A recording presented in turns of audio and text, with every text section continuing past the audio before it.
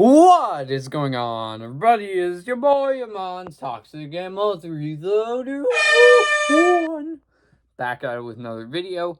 And today I'm going to give my Indiana Jones and the Dial of Destiny spoiler review.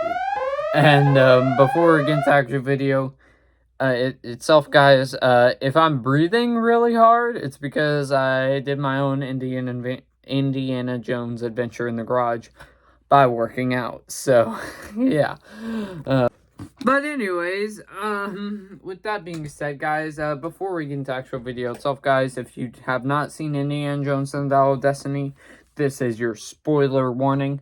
But if you want to stick around for spoilers, you can. But before we get into the actual video itself, guys, don't forget to subscribe if you're new to the channel, because number one, it's absolutely free, and number two, we're on the road to 300 subscribers, just 76 away now. It would really help out your boy if you did subscribe. That also goes for people that have been watching my channel for a while and haven't subscribed yet. Don't forget to like the video if you like my toxic movie reviews.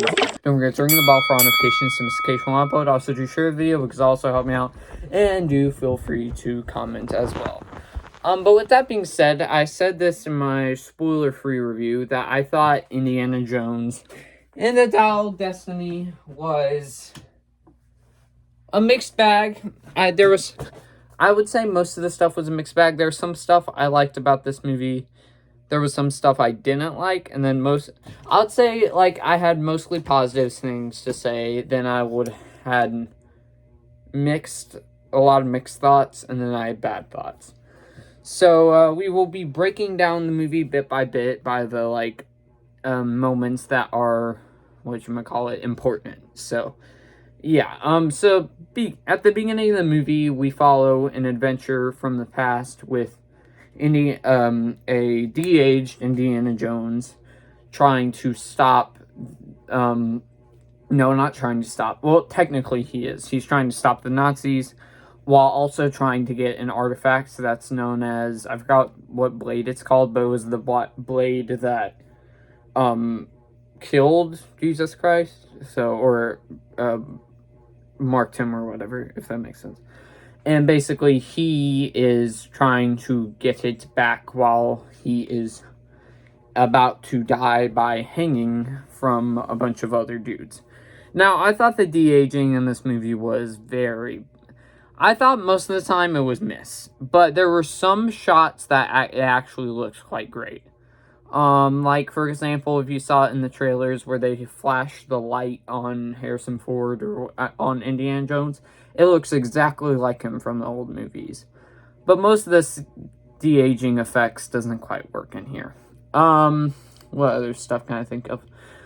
So then Indy escapes with a bomb dropping from the sky, because this is during World War II, which the bomb drops through the building with the Nazis in there, and Indy just barely escapes out alive, and he ends up finding out that his friend, who is basically, who is played by Toby Kebbell, I think that's the actor's name, the guy that plays, Arnim Zola in, Captain America, the Winter Soldier, his friend was captured, so he's after him and after the blade.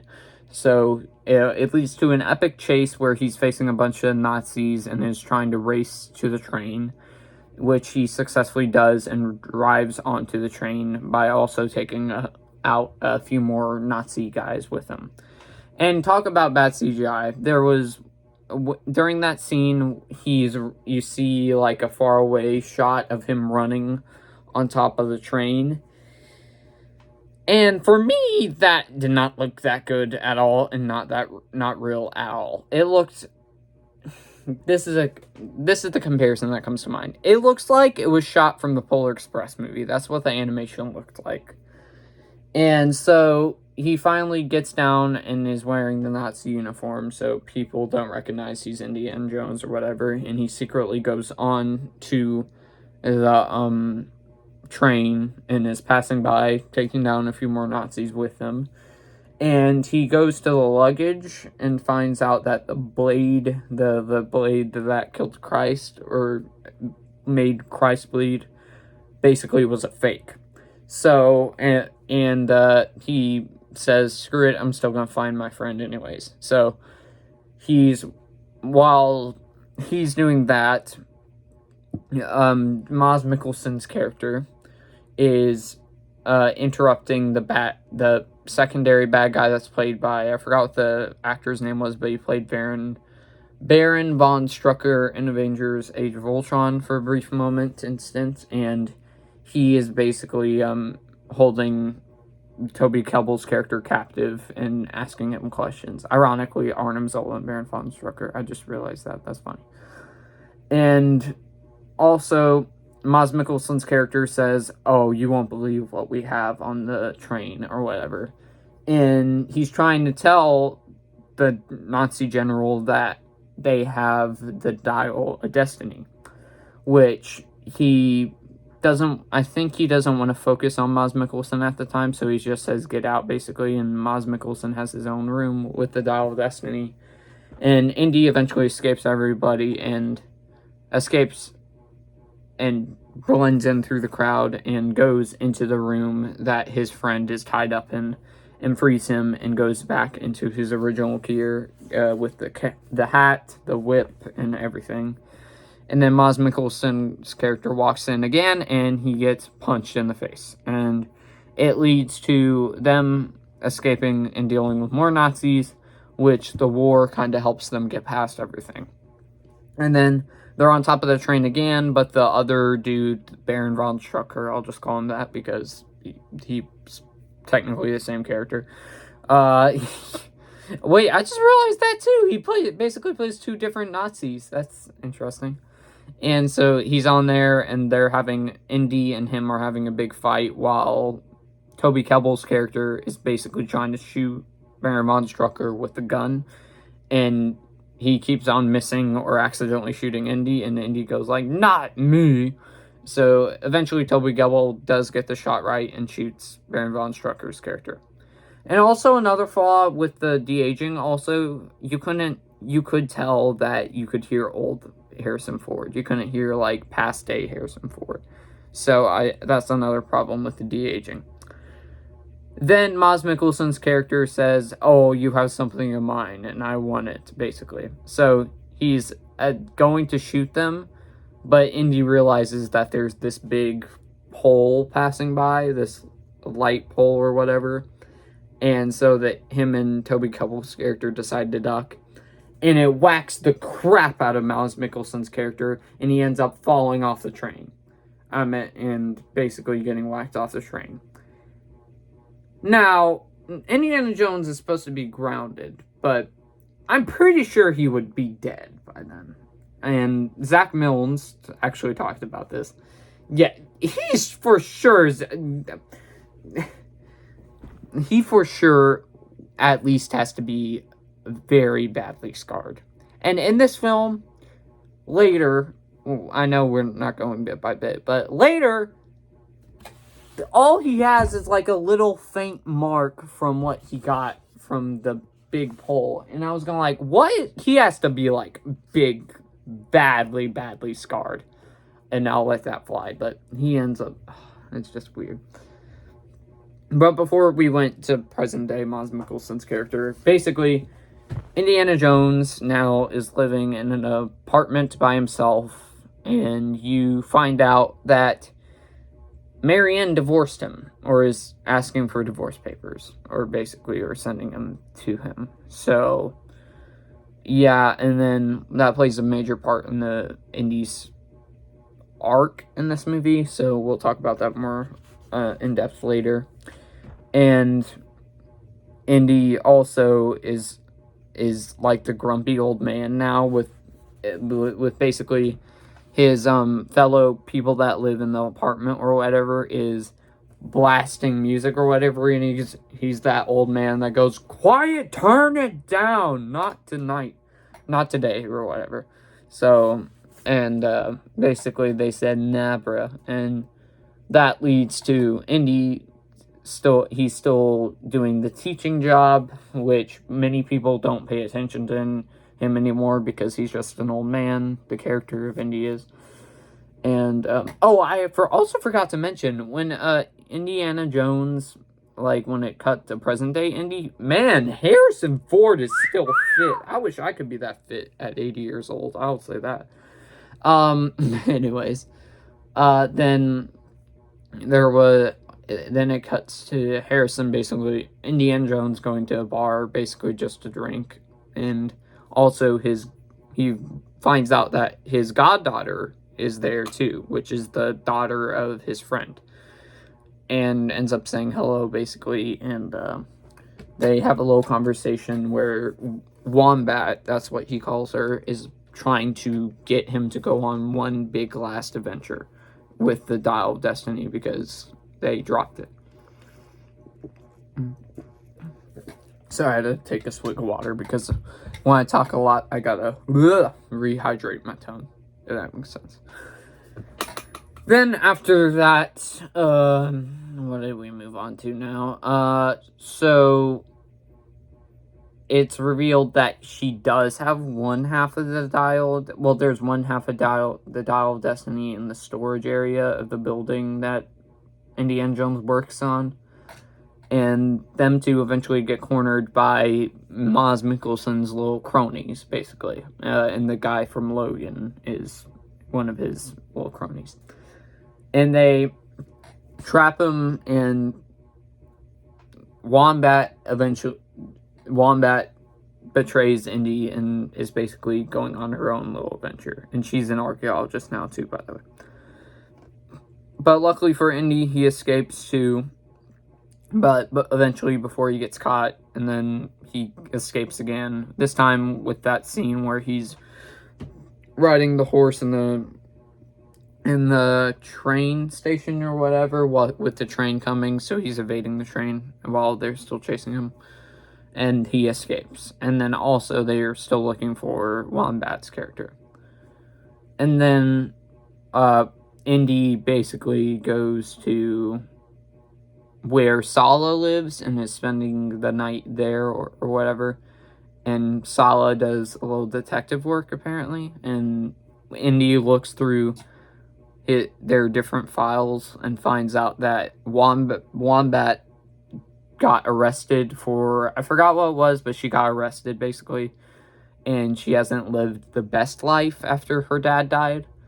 So she is trying to find the other piece of the Dial of Destiny while Indy's also trying to find it too. And so there's 3 different parts of the story going on where Mads Mikkelsen's character, Wombat, and Indy all 3 go to Mumbai. And basically Wombat's trying to sell it, which Indiana Jones says no, and then Mads Mikkelsen's character is trying to buy it. And it eventually all heck breaks loose. I gotta keep it PG here, don't mind me. And there's a straight out fight where there's punches being thrown, there's whips being flung at, Indy's whip being used, and then there's also gunfire going on as well. Which it's then a MacGuffin chase where basically one person's trying to keep the item, and then another person's trying to keep the item, then another person's trying to keep the item. And eventually Mads Mikkelsen's character does escape with it. And wait, does he? Yeah, he eventually does escape with it. And Wombat and Indy both are trying to chase after it. Or does Wombat get it back? I forgot which way it was, but they either got it or are trying to get it back. I think they got it back. And then they're also trying to go to the final place that the other thing is believed to be at.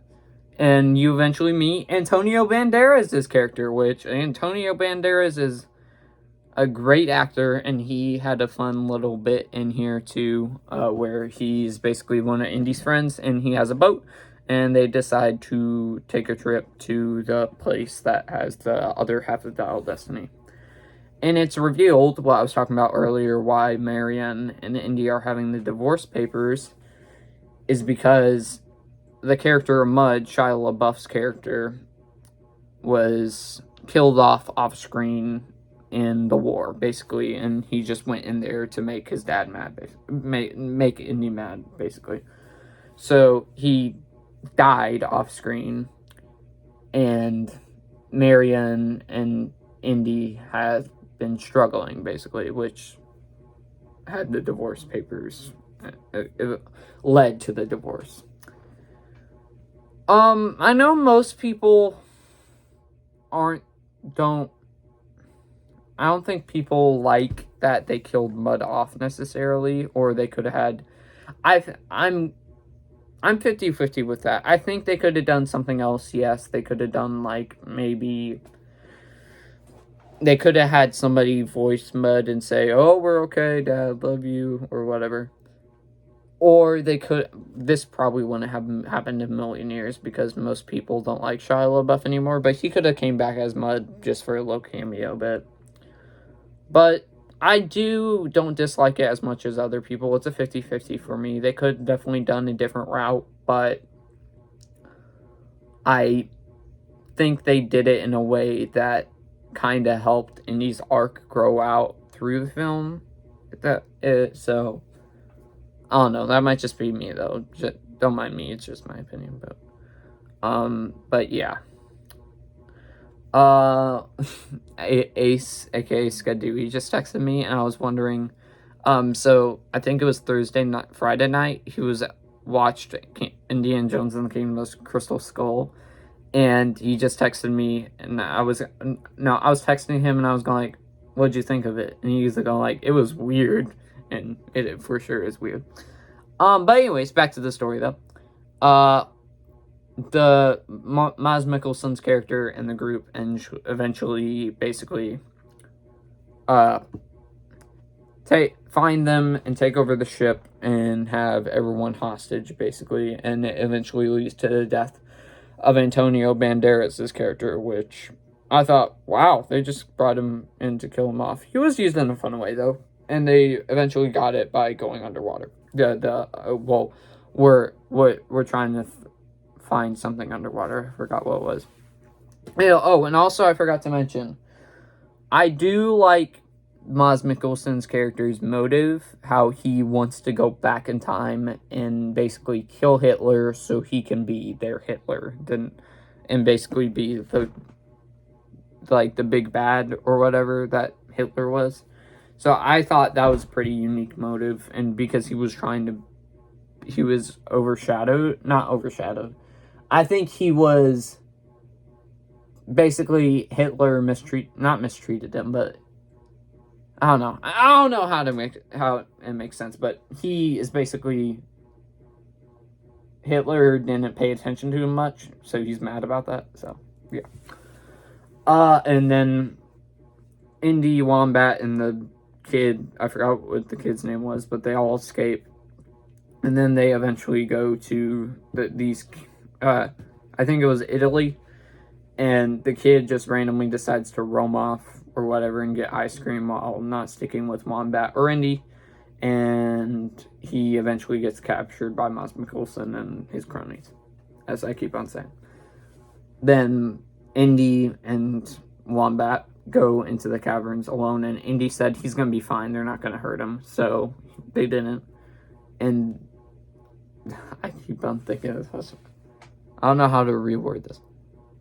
So the kid escapes just barely by also escaping. He didn't know how to swim, and he swam out of there and escaped.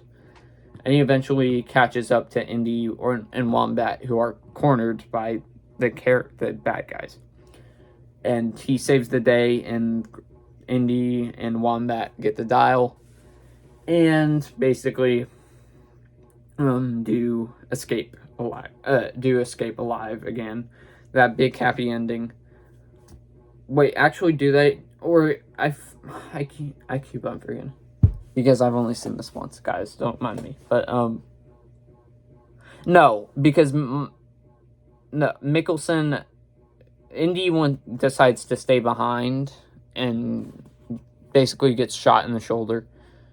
And Mikkelsen and the bad guys bring him on the Nazi ship, and they are using the Dial of Destiny to basically go back in time, which I did not know that they were going to go that route with the go back in time thing, which I think is better than them doing aliens in Kingdom of the Crystal Skull. It's better than them doing that. But it was still like, what? Really? And he's trying to go back in time to basically kill Hitler and be their Hitler. And it's revealed that they do go back in time, but they go back to Roman times with Archimedes. I think that's what the dude's name is. And Wombat saves Indy and secretly goes onto the ship and them to escape. And the ship crashes and Mads Mikkelsen character and the bad guys die. And I forgot to mention this earlier, but the Archimedes burial had a watch over it, and there's no watch during that time. And you see him grab Mads Mikkelsen's watch.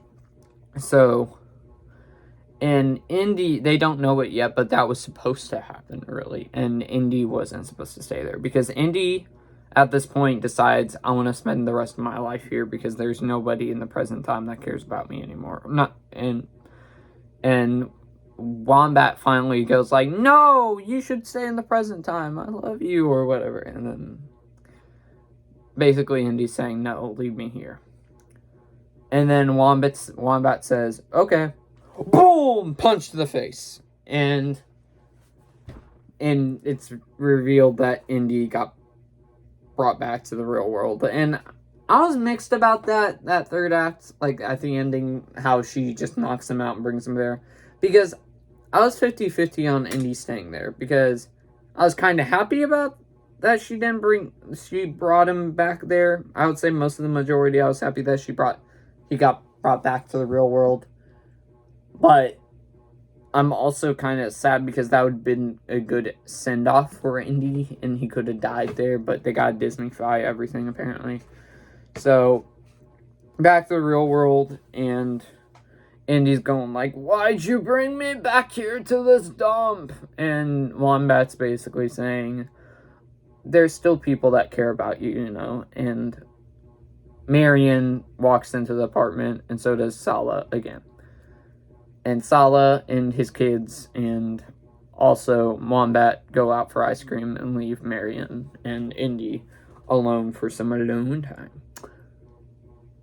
And they share a moment again that is a callback to the moment that they had in the first movie, where they go like, where Marion was asking, where doesn't it hurt? And then she kissed where it didn't hurt for Indiana Jones. And they were doing that again. And they are back together again. And then it fades to Wombat and them going out for ice cream. Then it cuts back to Indy's hat being on one of those things that used to dry your clothes off when back in the olden days, and it cuts to a little circle and Indy grabs the hat and saying like, one more adventure maybe. And nah, that's not gonna happen. But yeah, I thought the ending was better than Kingdom of the Crystal Skull. I thought it was a good send-off for Indy, but I don't think it was as great as a send-off as it was for Last Crusade. But with that being said, I thought this movie was a decent enough Indiana Jones sequel. It's definitely not on the level of the first three. I'm still confused about if I like this more than Kingdom of the Crystal Skull or not, or if I'm both are mixed now, because on a rewatch, I thought Kingdom of the Crystal Skull wasn't as bad as I remembered it. So I will be doing an Indiana Jones ranking tomorrow. So I don't know. We'll see. But with that being said, guys, did I miss anything? Did I miss any spoiler thoughts? Let me know down in the comments. Also, don't forget to subscribe if you're new to the channel, because number one, it's absolutely free. Number two, we're on the road to 300 subscribers, to 76 away now, because that would really help me out if you did subscribe. Don't forget to like a video if you like my toxic movie reviews. Don't forget to to ring the bell for notifications to notification when I upload. Also, do share the video because also help me out. And also, like I said before, do comment your spoiler thoughts about the movie down below. But like I said, I'm going to be doing my Indiana Jones ranking tomorrow, so be on the lookout. But with that being said, guys, I'll see you in the next one, everybody. Pop, pop, pop, pop. Oh, by the way, tomorrow will be the last time you ever see me wearing this hat. I know, sad times. If they do 6th Indiana Jones movie, maybe, but I doubt it. But with that being said, guys, I'll see you in the next one, everybody. Pop, pop, pop, pop, pop, pop, pop, pop. Peace. By the way, also, I just want to point out, I forgot to mention this bit. I thought Short Round was going to pop up, but I was a little bit disappointed. But that's okay, though, because I still thought it was a good send-off for Indiana Jones. But anyways, peace!